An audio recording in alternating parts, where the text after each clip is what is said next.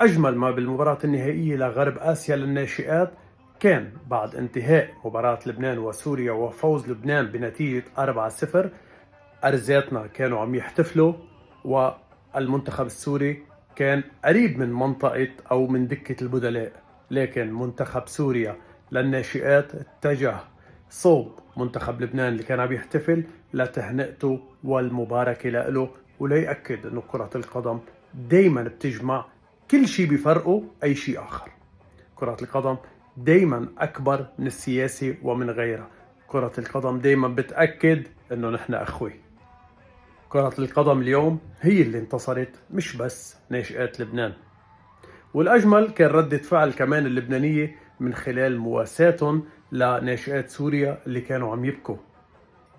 بكيتوا اليوم شيء طبيعي على الخسارة، لكن حطوا براسكم أنه اللي ما بيخسر ما بيربح. اليوم كنتوا عم تبكوا حزنا، بكرة بتبكوا فرحا إن شاء الله. بس ضلكم مركزين على اللعبة، وضلكم مركزين على تمثيل بلدكم بأفضل طريقة ممكنة.